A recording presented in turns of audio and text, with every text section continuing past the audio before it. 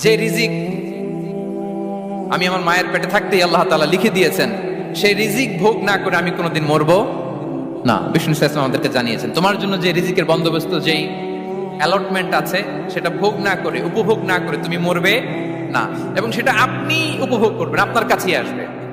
ধরুন আপনারা যে ফল আমেরিকাতে খান, এটা কি আমেরিকায় চাষ হয় ফল, নাকি কানাডা মেক্সিকো থেকে আসে? এখানেই হয়, আবার বাইরে থেকেও আসে। লেটস সে আপনি যেই অ্যাপেলটা দিয়ে আজকে ব্রেকফাস্ট করলেন, যে অ্যাপেলটা আপনি খেলেন, এটা মেক্সিকো থেকে এসেছে। ওই অ্যাপেলটা যখন কুড়ি অবস্থায় ছিল, মুকুল অবস্থায় ছিল, তখনই ওটার মধ্যে আপনার নাম লেখা। এর মধ্যে কত পাখি এসে ওই গাছে বসেছে, কত মুকুল নষ্ট করেছে, ওইটা নষ্ট করে নাই, কারণ ওইটা আপনি খাবেন। ওইটা পুষ্ট হয়ে সুন্দর একটা ফল হয়ে ইম্পোর্টেড হয়ে এটা আমেরিকাতে আসলো, আমেরিকার বাজারে। অনেক মানুষ ওই ফলটা সুপার মার্কেটে যে ধরে চড়ে নেড়ে আবার রেখে দিয়ে চলে গেছে, নেয় নেই। ওইটা সে খাবে না, কারণ ওইটা আপনার রিজিকে লেখা। ওই ফল আপনি নিয়ে আসলেন, বাসায় অনেকেই অ্যাপেল খাচ্ছে, কিন্তু ওই অ্যাপেলটা খাবে না, কারণ এটা কে খাবে? সুবহানাল্লাহ পড়তে পারলেন না মজা করে? আল্লাহু আকবার। আপনার জন্য যে রিজিক নির্ধারিত, এটা আপনিই খাবেন। এর মধ্যে আপনি মরে যেতে পারতেন, বাসা থেকে অন্য কোথাও চলে যেতে পারতেন, কিন্তু না, মরবেনও না, অন্য কোথাও যাবেনও না ওইটা খাওয়ার আগে। This is the essence of risk, this is the essence of provision, sustenance. ইন্নাল্লাহা হুয়া রাজ্জাকু যুল কুওয়াতিল মাতিন। মায়ের পেটে থাকতে নির্ধারিত, ওই ফল কেউ টাচ করবে না up until you try it. This is risk. এই কথাটাই বিষ্ণু ঈসা ইসলাম খুব সুন্দর করে বলেছেন, লা তামুতু নাফসুন হাত্তা তাস্তাকমিলা রিজকাহা। অন্য বর্ণনায় এসেছে, লা তামুতু নাফসুন হাত্তা তাস্তাউফিয়া রিজকাহা। মানুষের জন্য যে রিজিকের বরাদ্দ, সেটা উপভোগ না করে, সেটা না খেয়ে ওই মানুষ এই দুনিয়া থেকে বিদায় নিতে পারে না। তাহলে আমার রিস্ক ভোগ না করে আমি মরবো না, এবং এটা যেহেতু আপনার জন্য নির্ধারিত, এটা আপনি পাবেনই। এখন এটা কি হালাল পন্থায় আপনি পাবেন না হারাম পন্থায় পাবেন, দ্যাট ইজ ইউর ডিসিশন। আপনার রিস্ক আপনার কাছে আসবে। এটা নির্ধারিত না অনির্ধারিত? বলেন তো, আমি সবার কাছ থেকে শুনবো, রিস্ক কি নির্ধারিত না অনির্ধারিত? ফিক্সড, নির্ধারিত। ফর এন এক্সাম্পল, ধরুন আপনি সারা জীবনে 1 কোটি টাকা ইনকাম করবেন। কয় কোটি? 1 কোটি টাকা ইনকাম করবেন, এটা নির্ধারিত, আল্লাহ তাআলা ফিক্স করে ফেলেছেন, এটা আল্লাহর সিদ্ধান্ত। কিন্তু এই 1 কোটি হালাল পন্থায় আপনি উপার্জন করবেন না হারাম পন্থায়, এটা আপনার সিদ্ধান্ত। So now the decision is yours. যদি আপনি পরিশ্রমী হন, যদি আপনি সৎ পথ অবলম্বন করেন, তাহলে ওই 1 কোটি আসবে আপনার কাছে, কিন্তু হালাল পন্থায়। আর যদি আপনি হালাল হারাম মিক্স করেন, টেবিলের উপর দিয়েও নেন, নিচ দিয়েও নেন, আসবে কিন্তু 1 কোটি। আসবে কয় কোটি? কথা বোঝে নাই বোধহয়। টেবিলের নিচ দিয়েও যদি নেন, সারা জীবনে আপনি পাবেন কত? 1 কোটি।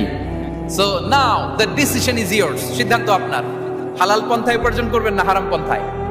বলেন, হালাল না হারাম? হারামের সাথে আমাদের কোনো সম্পর্ক? হারামকে আমরা এই কনভেনশন সেন্টার থেকে না বলে দিলাম, আওয়াজ করে বলুন নো। হারামের সাথে আমাদের কোনো সম্পর্ক? আল্লাহ তাআলার দেয়া বরাদ্দ রিস্ক আমরা হালাল পন্থায় উপার্জন করবো ইনশাআল্লাহ। বলেন। তাহলে মায়ের পেট থেকে নির্ধারিত হয়ে গেল, আমারটা আমি পেলাম, হালাল ভাবে আমি নিব। আরেকটা জিনিস মনে রাখতে হবে, যে কেউ কারো রিজিকে ভাগ বসায় না, কেউ না। আমরা অনেকে মনে করি যে আমি ওকে দিলাম, ওকে খাওয়াইলাম, আমি বোধহয় খাওয়াইলাম। না, সে আপনারটা খায় নাই, সে তার রিজিকই খেয়েছে। আমাদের ঘরে আমাদের বন্ধু বান্ধব আসে অনেক সময়, আমাদের ঘরে অনেক সময় অতিথি আসে, তাদেরকে আমরা আপ্যায়ন করি, তাদেরকে খাওয়াই। আসলে সে আমারটা খায় না, সে কারটা খায়? তার নিজেরটাই খায়। বিষ্ণু ইসলাম এটা খুব সুন্দর করে বলেছেন। ওনার কাজিন চাচাতো ভাই আব্দুল্লাহ ইবনে আব্বাসকে একদিন অনেক নাসিহা করছিলেন। করতে করতে এক পর্যায়ে তিনি বললেন, ওয়া আলাম, ইবনে আব্বাসকে বলছেন, ওয়া আলাম আন্না মা আসাবাকা লাম ইয়াকুন লিইখতিআক ওয়া মা আখতাআকা লাম ইয়াকুন লিইউসিবাক। আব্দুল্লাহ, জেনে রাখো, যেটা তুমি পাওয়ার, এটা তুমি কোনোদিন হারাবা না।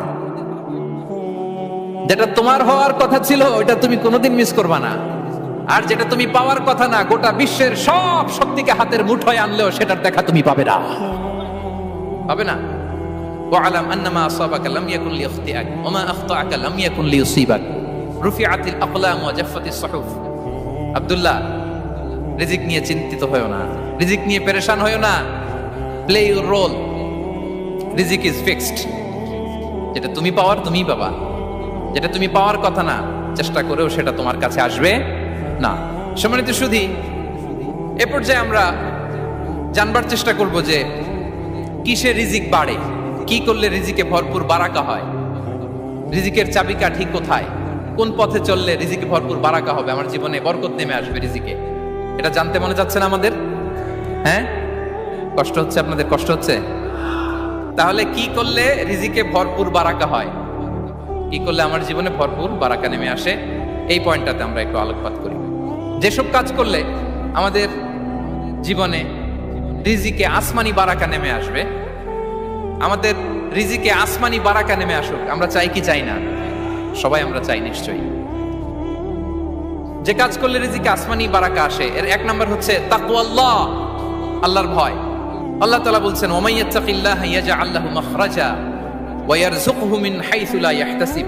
যে আল্লাহকে ভয় করে, যে আল্লাহ সচেতন, আল্লাহ তাকে মাখরাজ, মাখরাজ মানে কি জানেন? ওই যে এক্সিট লেখা না এদিকে, এই এক্সিটকে আরবিতে বলে মাখরাজ, মানে কোথাও আটকাবেন না, বের হওয়ার রাস্তা আছে, কোথাও আটকাবেন না, বের হওয়ার রাস্তা আল্লাহ তাআলা অ্যারেঞ্জ করে দিবেন। You will have the way out from crisis. ক্রাইসিসে পড়লে, সংকট মোমেন্টে আল্লাহ তাআলা ওখান থেকে এক্সিটের ব্যবস্থা আপনাকে করে দিবেন। ওয়া ইয়ারযুকহু মিন হাইসু লা ইয়াহতাসিব, এমন জায়গা থেকে আল্লাহ তাআলা রিজিকের ব্যবস্থা করবেন যে সে কল্পনাও করে নাই। এরকম অনেক সময় হয় না যে আমি ভাবিও নাই যে এখান থেকে আমার রিজিকের বন্দোবস্ত হতে পারে, কোত্থেকে যে রিজিক চলে আসলো। এরকম জীবনে মাঝে মাঝে হয় কি হয় না? ব্যবস্থা করেন কে? যারা আল্লাহ তাআলাকে ভয় করে, যারা আল্লাহ সচেতন, তাদেরকে আল্লাহ তাআলা স্পেশাল রিজিক দিয়ে ধন্য করেন। তাকওয়াল্লাহ।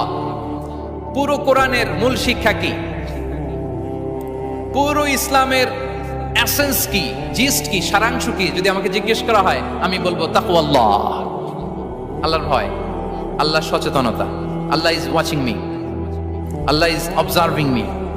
আল্লাহ তাআলা আমায় দেখছেন, আমি যাই করি না কেন, দরজা বন্ধ করে, জানালা বন্ধ করে, সব বন্ধ করেও যদি করি, পৃথিবীর সবার চোখ ফাঁকি দেয়া গেল, আল্লাহর চোখ ফাঁকি দেয়া যায়? পুলিশের চোখ ফাঁকি দেয়া যায়, সিকিউরিটির চোখ ফাঁকি দেওয়া যায়, আমার সাথের বন্ধুদের চোখ ফাঁকি দেয়া যায়, ফাঁকি দেয়া যায় না একটা মহান সত্তার চোখ। তিনি কে? এই যে সেন্সেশন, অনুভূতি, দিস ইজ তাকওয়া। এই অনুভূতিটার নামই হচ্ছে তাকওয়া, যে আমি যাই করি, যেভাবে করি, যখন করি, কেউ দেখে না কিন্তু দেখে কে? কেউ যেটা দেখে না সেটা দেখে কে? দিস ইজ তাকওয়া। এই তাকওয়ার চর্চা যার মধ্যে আছে, তার রিজিকে বারাকা নেমে আসবে। আমরা যেন তাকওয়ার চর্চা করি, আমাদের ছেলে মেয়েদের জন্য এটা শেখাই যে কেউ দেখে না বাবা, কিন্তু আল্লাহ দেখে। ছোটবেলা থেকে যদি আমাদের সোনামণিদের ব্রেইনে এই তাকওয়াল্লাহ নামের এই সফটওয়্যারটা ইনস্টল করে দেই, আর কোনোদিন সে বিপদগামী হবে না, পথচ্যুত হবে না। ওই ছেলেকে দিয়ে আর পৃথিবীতে অন্যায় করানো যাবে না, সে পাপ কাজ করবে না, সে অন্যায় কাজ করবে না, সে অন্যের রাইটস নষ্ট করবে না, সে দুর্নীতি করবে না, সে ঘুষ খাবে না, সে সুদ খাবে না। শুধু দুর্নীতি দমন কমিশন দিয়ে দুর্নীতি বন্ধ করা যায় না, এই তাকওয়া আল্লাহর সফটওয়্যার ইনস্টল করে দিতে হবে। তাহলে এক নাম্বার হচ্ছে তাকওয়া, আল্লাহর ভয় যেন আমরা আমাদের হৃদয়ে রাখি। যাদের হৃদয়ে আছে আল্লাহর ভয়, তারা কভু পথ ভুলে যায় না। কি অসাধারণ কথা! তাহলে এক নম্বরে তাকওয়া আল্লাহ। দুই নাম্বার আত-তাওয়াক্কুল আলাল্লাহ, to put your trust on Allah, to depend on Allah. আল্লাহর উপর ভরসা রাখা। আমরা ভরসা রাখি কার উপর? আওয়াজ করে বলুন, কার উপর? আমরা আমাদের ভরসা রাখি আল্লাহর উপর, কার উপর ভরসা রাখি না। ভরসা একজনের উপর। বিষ্ণু ইসা ইসলাম বলেছেন, লাউ আন্নাকুম তাওয়াক্কালুনা আলাল্লাহি হাক্কা তাওয়াক্কুলিহি লা রাযাকাকুম কামা ইয়ারযুকুত তায়র তাকদু খিমাসান ওয়া তারুহু বিতানান। পাখি যেমনি আল্লাহর উপর তাওয়াক্কুল করে, তোমরা যদি এমনি তাওয়াক্কুল করতে পারো, তাহলে পাখিকে আল্লাহ যেমনি রিজিক দেয়, তোমাদেরকে আল্লাহ তাআলা তেমনি রিজিক দিবেন। পাখি কি করে ভাই? সকালবেলা তার বাসা থেকে কিচিরমিচির রবে, হ্যাঁ, দিক বিদিক ছুটে বেড়ায়, ছুটতে থাকে মাইলকে মাইল। আবার বিকেল বেলায় গোধূলি লগ্নে তার বাসায় এসে ফিরে আসে। ওই পাখিটাকে আল্লাহ তাআলা উদর পূর্তি করে তার নিড়ে ফিরিয়ে দেয়। তাহলে ইসলামে পাখিকে তাওয়াক্কুলের মডেল হিসেবে উপস্থাপন করা হয়েছে। কাকে? পাখিকে। এবার খেয়াল করে দেখেন তো, পাখি কি করে? সকালবেলা ঘরে বসে বসে তাওয়াক্কুল করে নাকি? কথা কি বুঝতেছেন? পাখি তার নিড়ে বসে হাত গুটিয়ে আল্লাহর উপর তাওয়াক্কুল করে, এরকম না? এই হাদিস থেকে কি বোঝা গেল? কিভাবে করে বলতে হবে, বলেন তো একজন সাহস করে কিভাবে করে? বের হয়ে যায়, রিজিকের সন্ধানে সে বের হয়ে যায়, দিক বিদিক ছুটে বেড়ায়, বিকেল বেলা ওদর পূর্তি করে আল্লাহ তাআলা পাখিটাকে নিড়ে ফিরিয়ে দেয়। সো পাখিকে তাওয়াক্কুল হিসেবে, তাওয়াক্কুলের মডেল হিসেবে বিষ্ণু ইসলাম সেট করলেন এজন্য যে পাখি তার রোলটা প্লে করে, তারপরে সে রিজিক পায়। এটা হচ্ছে রিজিকের এসেন্স, যে আমাদের রোলটা আমাদের প্লে করতে হবে, আমাদেরকে আমাদের চেষ্টাটুকুন করতে হবে, তারপরে আল্লাহ তাআলার উপর আমরা ভরসা করব। ইসলামে তাওয়াক্কুল is always at the second stage. The first stage is your role, your effort, your precaution, তারপরে হচ্ছে তাওয়াক্কুল। তাহলে বলেন, ইসলামে আগে তাওয়াক্কুল না পরে তাওয়াক্কুল? পরে। ইকিলহা সুম্মা তাওয়াক্কাল আলাল্লাহ।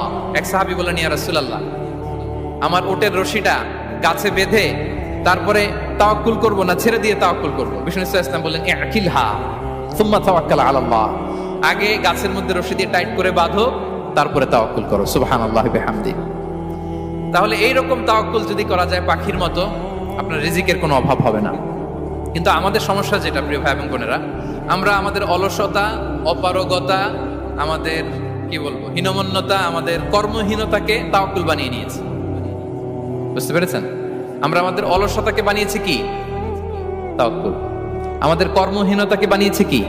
তাওয়াক্কুল। আমরা কি করি? আমরা বলি আল্লাহর উপর ভরসা করলাম, নিজে কিছু না করে। কি বলে আমাদের বাংলা একটা কথা বলে, যা করে আল্লাহ। নিজের কোনো রোল প্লে নাই, নিজের কোনো প্রিকশন নাই, কোনো প্ল্যানিং নাই, কোনো পলিসি নাই, কোনো স্ট্র্যাটেজি নাই, বলে আল্লাহর উপর ভরসা করলাম, যা করে আল্লাহ। এরকম বলে না? এই যে যা করে আল্লাহ বলে যে তাওয়াক্কুল করলেন, এটা বিষ্ণু ইসলামের শিখানো পন্থায় তাওয়াক্কুল হয়েছে?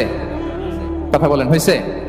বিষ্ণু ইসলাম তো অপারগতা, দারিদ্রতা, অলসতা, অকর্মণ্যতা থেকে আল্লাহর কাছে পানাহ চেয়েছেন।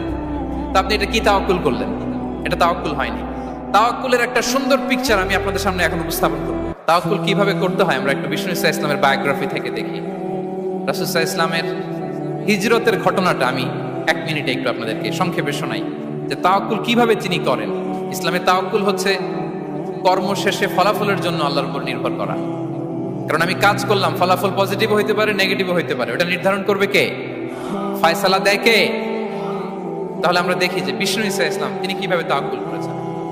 যেদিন তিনি হিজরত করবেন, রাসূল সাল্লাল্লাহু আলাইহি ওয়াসাল্লামকে অনুমতি দেয়া হলো, সেদিন হিজরতের অনুমতি যে তিনি পেয়েছেন, মাইগ্রেশনের অনুমতি যে তিনি পেয়েছেন, এটা জানানোর জন্য তিনি আবু বকরের ঘরে চলে গেলেন দুপুরবেলা। কখন?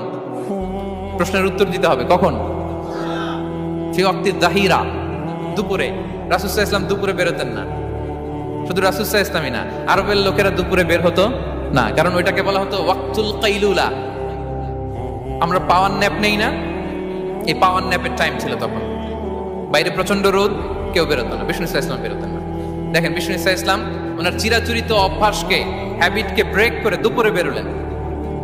বিষ্ণু সাল্লাল্লাহু আলাইহি ওয়াসাল্লাম কখনো মাস্ক পরতেন না, মানে মুখ ঢেকে চলতেন না, সবসময় মুখ খোলা। ওই দিন তিনি মাস্ক পরে বেরোলেন।